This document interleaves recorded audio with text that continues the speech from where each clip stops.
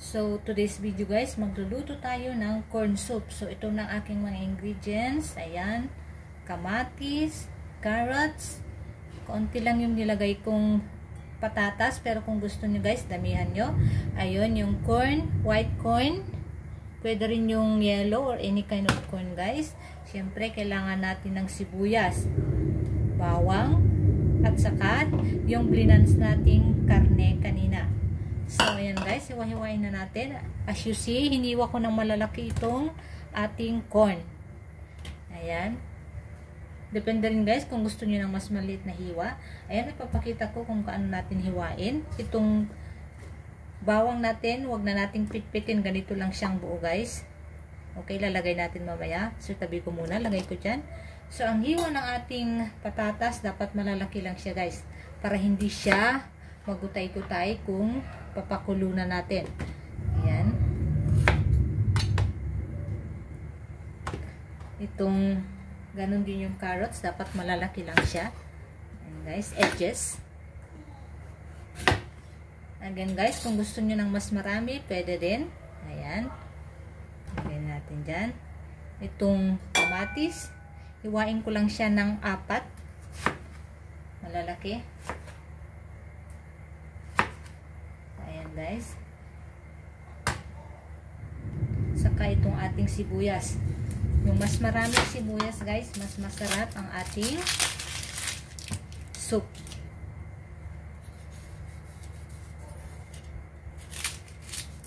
Chinese style ito guys.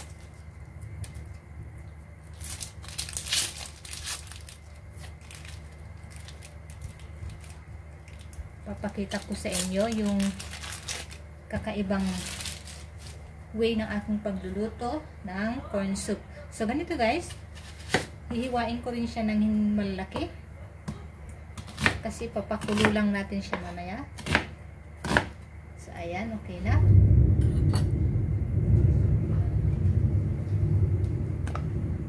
So, ready na ang ating mga ingredients.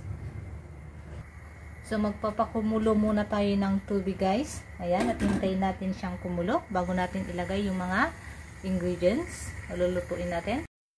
So, syempre guys, kailangan natin i-blanch yung karne, yung meat natin para matanggal yung mga lansa.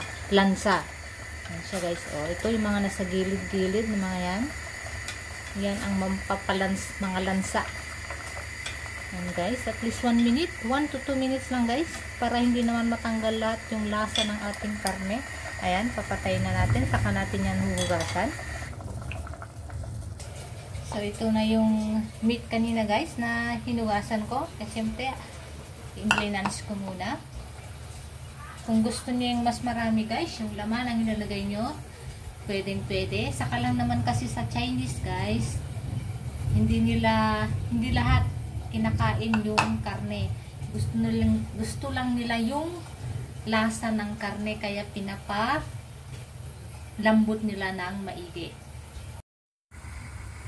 So, ayan guys, pag kumukulo na ang ating water, saka na tayo maglalagay ng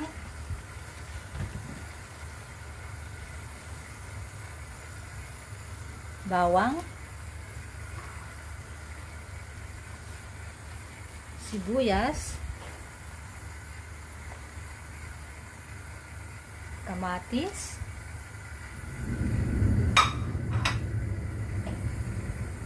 yung karne na blinange natin kanina,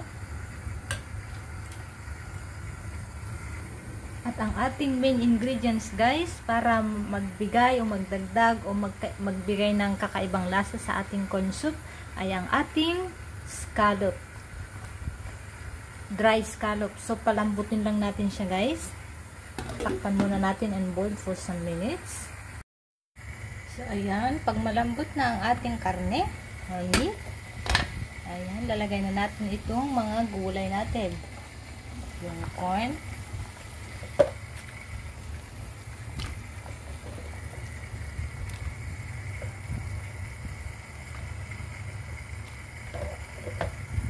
And boil until soft.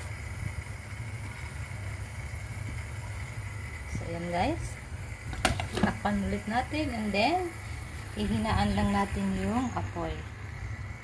Okay, and then ihintayin natin na siyang malambot guys at maluto ang ating soup.